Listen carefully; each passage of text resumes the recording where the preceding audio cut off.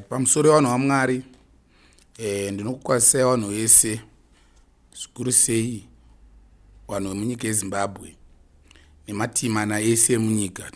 Kukwazisai mhuri yeZimbabwe, ndinokumbirawo kuti mutipewo nzewe. Ini ndinoitwa Biliat Maposa, kumusha kwedu kuMhondoro. Ndiri mwana waIshmael Maposa, muzukuru waAaron Mandawa. Kana kuti Aaron Maposa, vanhu rekuti Aaron izita raakapiwa nevarungu, iye ainzwi Mandawa. Saka vanhu vakanga vachingoti vanhu vekwaMandawa kusvika agonzi Aaron Mandawa, but ndi Maposa. Nenhau yandauya nayo panapa, ndinofara kwazvo kuti nhasi handina journalist handinaye panapa nekuda kwechikonzero chatichazotaura kufamba kwenguva. Asi nhau yandauya nayo panapa vanhu vaMwari inhau yechipostori nechikristu yandoda kuedza kuti nditsanangure nhasi pazuva ranhasi. Chipostori chandoda kutsanangura ichi, chakonzesa ndiri kutsanangura chipostori ndechoti vanhu wese vari kungodzidzira kuparidza, angave mukristu wese adzidzira kuparidza, anotanga nekutuka chipostori. Zvikuru sei munyika ino yeZimbabwe, akada kuseka kuti mupostori anopfeka pea 1 yebhutsu, pakaitawo mumwe amuka mupostori ing'anga, paita mumwe amuka mupostori agezi mazino, zvese izvo zvinenge zvichitaurwa. Asiwo kutarisa zvimwe zvacho kuti zvinoenda papi paumwari woshaya kuti zvinoenda papi. Asi regai timbotaura hangu chidimbu chidiki diki vanhu vaMwari. Izwi raMwari randoteera raBaba Joani rakatanga mugore ra1914. 1914 izwi raMwari rakadzika muAfrica. Baba Joani akaberekwa musi wa1914 1 October. Zvakanga zvichienderana maringe nechiprofiti chakanga chaprofitwa naDhanieri 4.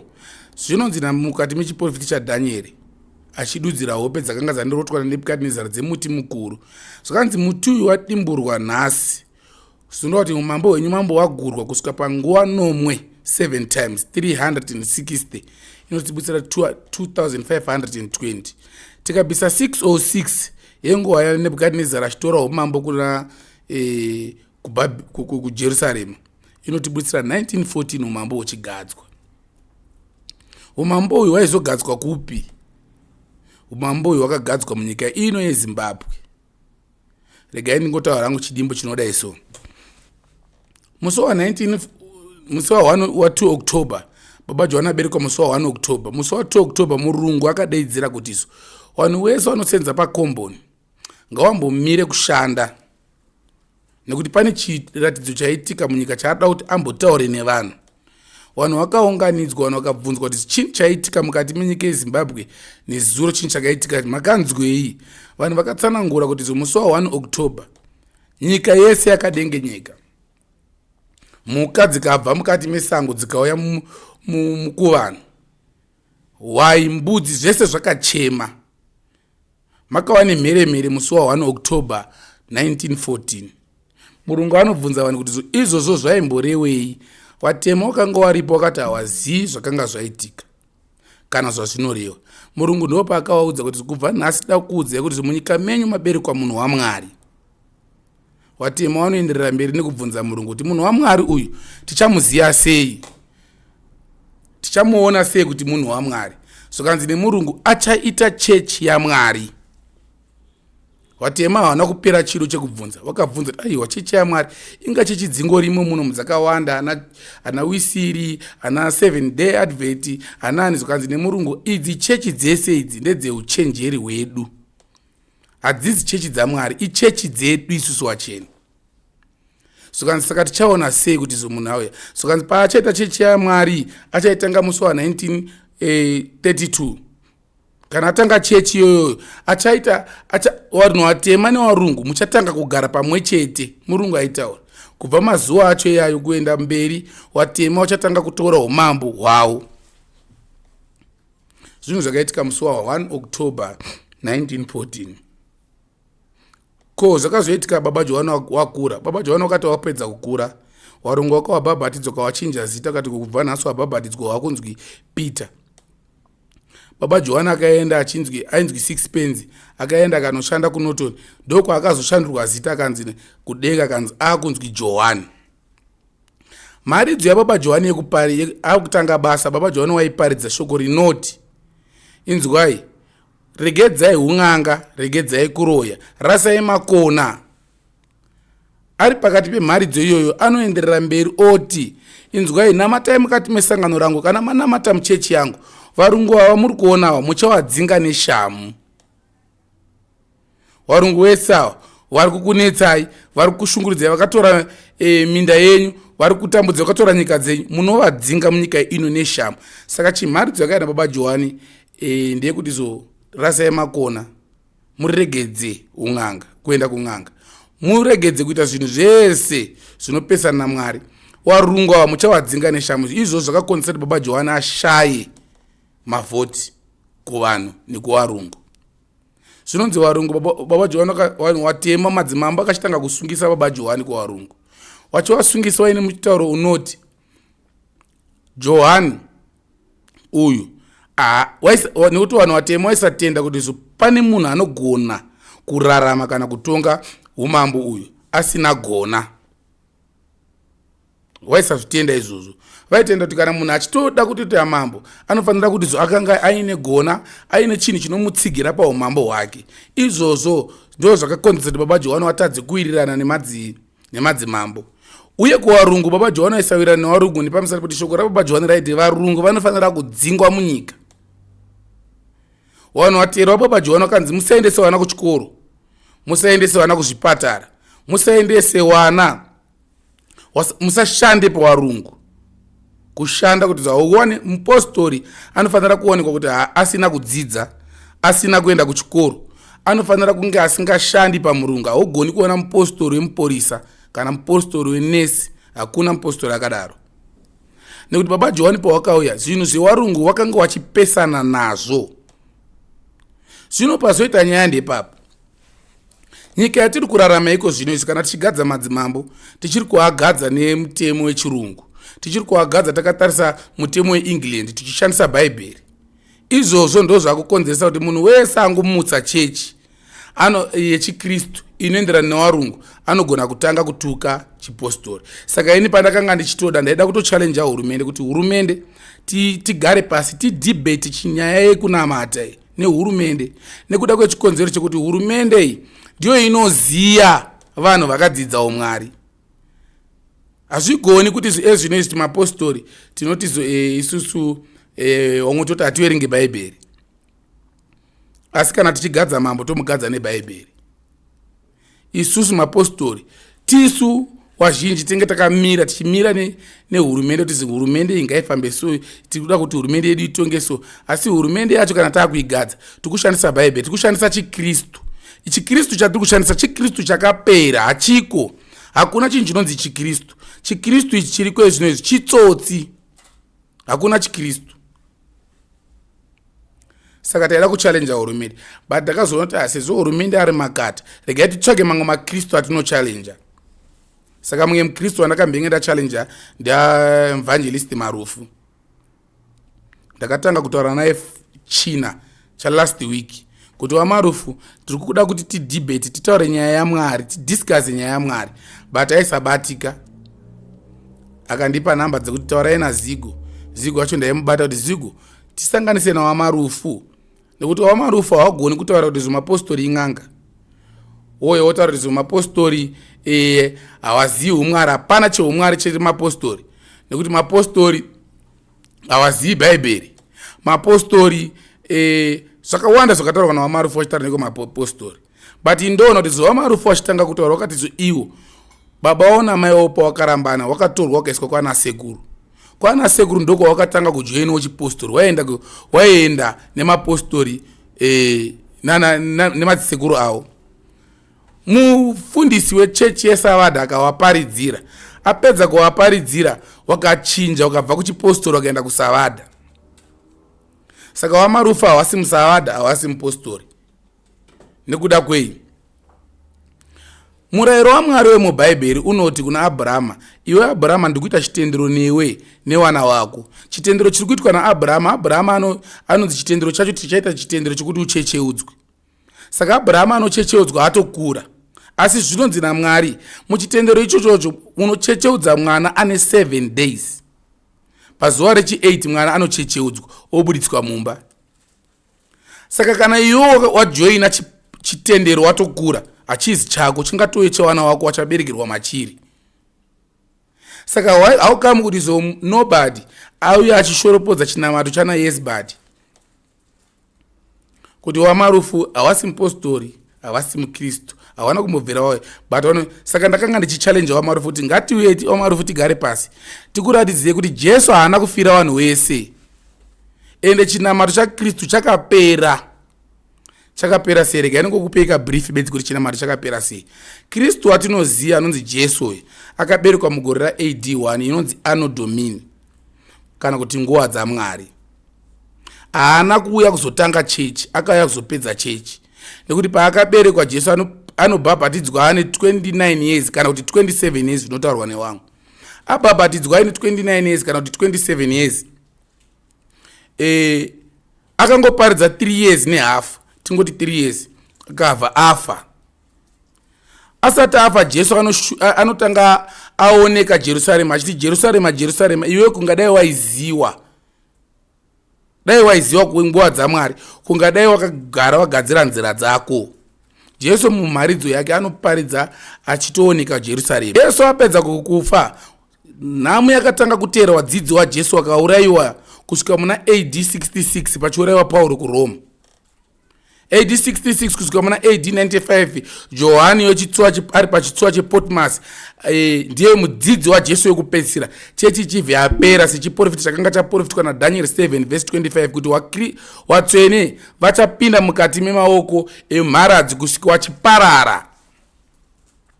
Chechi yaKristu yakapera. Vanhu vakatombosara vakambobatira pachiKristu, vakachimbosara vakambengo vaparidzirwa, vakateerwa nerufu kusvikira mugore raAD 325 pazomuka Constantine. Chechi yatinoziva yaKristu yakazotama ikaenda kuItaly, kuRome. Pazomuka mukomana ainzwi Justinian muna AD 590 akatora chechi akaipa simba kuti zvinoizvi chechi yakufamba yakutongawo sezvinoita hurumende. Akatuma mukuru wemasoja wakainzwi Belisarius kuti kukaurayiwa vanhu vakawanda, ndudzi dzevanhu dzikaurayiwa, chechi yaKristu yakaurayiwa vanhu vanopfuura 50 million. Maheruli, maOstrogoths nemaVandals akaurayiwa ese, akapera marudzi akadaro. Ikadhonza chechi yaKristu kusvika Rome iyo yekutungamirira chechi. Saka kana tichida kutsvaga kuti zvitinzwise kuti chiKristu chamuri kuti muri kufamba nacho ezvinezvi, muKristu wese ngaatiudze kuti chiKristu chake chakamuka papi. Atiudze kuti ezvinezvi chiKristu chandiri machiri chinotangiro apa chichienda uku. Idzi ingori brief, but taida kuti zotisangana nawaMarufu titaure towaratidzire kuti Jesu atiri kutaura ende haana kutofira vanhu vese. Ndo shoko rekutanga ratinoda kuti dzidzi kuti Jesu haana kufira vanhu vese. Tatuye patable titaure nyaya tidebate nayo kuti Jesu akafira vanhu vese here kana sei. Kwete waMarufu chete. muKristu wese anoti Jesu akafira vanhu vese. Ngatisanganei, ngatibate, ngabati yeSend TV watisanganise titaure kuti Kristu akafira vanhu vese papi. Haana kufira vanhu vese. Saka chinhu chinozotirwadza necho taida kutombokusiya chinorwadza nechekuti unoti ukatarisa nyika unoti nyika yakarasika zvisingaiti. Nekuti nyika yese inofunga kuti Jesu akafira vanhu vese. Saka toti ngatikuregedzei mungofambe makadaro, makarasika kudaro. Problem yenyu maKristu ndeyekuti kana pamukangobatawo maiki bedzi, kuti wabata maiki ukanzwa maiki kuchechi kwenyu wapfuridzirwa nevanhu wataura shoko rekuti kukambura wautotanga kutuka chipostori. Siya chipostori chakadaro. Kana muchida chipostori kuti uchida kuchijoina, bvunza mapostori, chipostori chinofamba sei. Izwi raMwari rakaramba varungu netsika dzawo nemachechi awo. Kana chechi yesavadha iri yaEllen G. White iri kubva kuvarungu, ichechi yemharadzi.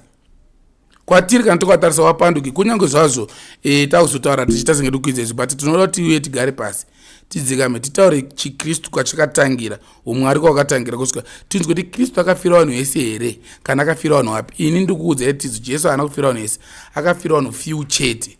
Saka tiri kukumbira kuti kana paine mukristu ari kuti Jesu akafira vanhu vese, ngatiuye tisangane titaure nyaya yaKristu yekuti akafira vanhu vese. Saka tirongota kavidhio kari kashoti, but debate randiri kukumbira kuti tigoite nderakadai so. Ndapane chandakaona mugoma hama dzangu chakaitika mumadhibheti aitwa uko kumashure ari kunzi ari kuitwa. Ndofara kuti madhibheti ari kuitwa aya achatibatsira kuti zvimwe zvinhu zvibude pachena. Tungu dzandinadzo vanhu vaMwari ndedzekuti sezvo dhibheti rakauya kuti vanhu vakutanga kuita zvemadhibheti tauda kutoajoina, even though ndakaona mamwe majournalist ekuti pane zvimwe zvinhu zvandakangoona kuti aizvo hazvisati zvakubuda, hazvisati zvakuita, but neshungu kuti kana chipostori chakutanga kungotukwa muchiti madhibheti, ngatisangane madhibheti. Ndongokumbira hangu muEvangelist Marufu, pane shoko randakanzwa nemumwe mujournalist achiti aiwa vanhu vakaona kuti unenge une karuzivo madhibheti mamwe haitiki nekuti munhu anotiza achitya kuti career yake isadoni. Inawo ichiri yecareer here kana iri kuti inyaya yaMwari, haisiri kuti tikutya kuti zita rako richafa. Kana iri nyaya yaMwari haungati watuka chipostori, iwe wakufanira kuti tiuye tigare pasi tidiscuss nyaya yetu kuratidza kuti hatisi n'anga wakutiza, izvo hazvibudi. Saka tiri kukurudzira ngatisanganei sedhibheti ratiri kuita, ngatisangane tiite dhibheti. Ende dhibheti ratiri kufunga kuti ndiite hama yangu ndere kuti toda kuti titsvage munhu anoverenga matsamba anotibatsira kuverenga, nekuti hatisida kudhibheti tisingashandisi bhaibheri, tozoshandisa bhaibheri kudhibheti. Totsvaga munhu anoverenga bhaibheri. Kana muine munhu anogona kuverenga bhaibheri maKristu, motiunzira munhu anogona kuverenga bhaibheri. Hatisuda journalist anotibvunza mibvunzo wandakaona sezviri kuita sezvinombetwa namukoma Zigo achita senge ari kumira nesaiti raMarufu. Ayo hatichadi journalist anobvunza mibvunzo. Topiwa nguva kuti wamaposa tikukupai 15 minutes dzekugadzira stage chenyaya yenyu kuti inofamba sei. WaMarufu tikukupai 15 minutes kana mumwe munhu anenge aripo. Topiwa ma30 minutes ekutsanangura umwari, 30 minutes toona tozopiwa munguva yemibvunzo ndokuti tinyatsokuone chokwadi chiri kubuda papi. Inawi kana tichiita yekunamata ngatizive kuti inyaya iri serious. Ukauraya career yewana wangu kuti ini baba wangu akanga ari mupostori, sekuru wangu mupostori, baba wangu akanga ari mupostori, iwe buda uchiti ini ndiri mupostori, wana wangu iwe uchibuda mavidhio uchiti chipostori un'anga, uri kuda kucoloniza wana wangu. Tazvinzwa kuti taona kuti mhuri yangu uda kuimocha, but kuti tizobuditse un'anga ngatigare pasi tisangane tionesane kuti un'anga papi. Hatisi kukutyai but tiri kungozvichengetedza nongoda kuzviremekedza kuti tisapinde muzvinhu izvi. Saka tiri kukudai mukati medhibheti, tiri kukuchallenjai muKristu wese tati chiKristu chakapera. Saka ndakutsanangurira kuti chiKristu chakapera papi. Kana uri muKristu chiKristu chako chichibuda muRoma, ziva kuti wakangofanira nemupanduki nekuti maRoma ndo akauraya Jesu ka. Saka chiKristu chako chinozobuda muRoma sei? Chechi yakasara iri 1 yeRoma. Saka chiKristu chako chinozobuda muRoma sei? Pane vanhu vane machechi avo vanogona kuti chiKristu chavo chakangonyuka wozviti maPentecostal. Munhu tinoziva tine maPentecostal, maReformed nemaProtestant nemaIndigenous. Pano vanozviti maPentecostal. ChiPentecostal yako kana tichida kuti tizive Pentecostal inofanira kutanga kuna izike kuJerusarema, nekuti Kristu zvakange iye achida kuti Nicodemus Cornelius anamati akatoroteswa hope Cornelius kuti iwewe hauna nzira yekuenda kudenga asi unofanira kutotera Peter kuJopa. Unotora Peter ndiye anokubhabhatidza kuti ugotange basa rechechi. Haugoni kuti ini ndakatumwa naMwari tisina kuona line inokubatanidza kuti urubva papi. Kana Paulo chaipa akanga apenyerwa nerupako haana ngoti apedza kuonobva achitanga kunoparidza, akatotumirwa muKristu anobva musangano raJesu anomubhabhatidza kuti atange kuita ministry. Saka imi ministry dzenyu dzinogomuka maenda kuNigeria, idzodzo haisi ministry ba. Ministry inofanira kuti ione ichibva muline magaya pane paakatomboenda kuisraeri akabata mabhegi ewanhu zvitombori nani nekuti ari kuratidza pane koneki ainayo kunyange asina nzira yakazengetaiona nokuti ana magayawo futi wakangotanga nokutuka chipostori kuti wapinde vanhu wese wakangotanga kubata maiki bedzi akutotuka chipostori. Saka tikuchallenja makristu kuti uyai tinzwe, uyai titaure nyaya iyi, tirwe hondo iyi. Kana tichida kuirwa nemadhibheti ngatiitsanangure tione kana muchindikunda mondikunda. Ende hatisuda kuti zotiitizo wakundwa nepamusana pekuti zo makomentari anga achiti vanhu vanotokomenta hawatozivi. Tikuda kuti zititaure tigumisane nematsamba. Kana tichishandisa bhaibheri tigumisane nebhaibheri. Kana wakandikunda nebhaibheri ndoregedza chipostori ndoya kuchikristu, ndotanga kujoina chisavada. Nekuti ndaitofunga kuti zvamaru futi kana tasangana tichataura madhibheti anosvika ku4. Toda dhibheti rekutanga rokuti zo Jesu haana kufira vanhu vese, imo takafira vanhu vese, ndokuratidza kuti haana kufira vanhu vese. Topinda padhibheti rechipiri kuti kubhabhatidza kwamunotoita vanhu nemvura mutori wrong. Topinda mudhibheti rechitatu kuti imi muchinombokonzesa kuti muti Jesu mwanakomana waMwari chinyi. Ngatibuditsei pachena kuti Jesu mwanakomana waMwari papi. Tozobata Ellen G. White, imobata Baba Johani. Kwete kuti mungotanga kubata Baba Johani mumhepo. Bata Baba Johani nenhoroondo. Tiuye tigare pasi motizo Johani akarasika pakudai pakati tichitaura nenhoroondo. And hatingotanga kutaura nyaya yaJohani, totanga tataura chiKristu nokuti ndo chakatanga. Tozopedzisira kunhoroondo yaBaba Johani. Nokuti ndo zvakapedzisira. Saka mukoma ndokukurikokai. Ndokutendai mhuri yeZimbabwe kuti zo musati makomenta kuti zo anopenga arasanya. No, tisanganise nawo marufu kutanga, kurudzirai marufu kuti tisangane. Vandirige indakawamirira pana.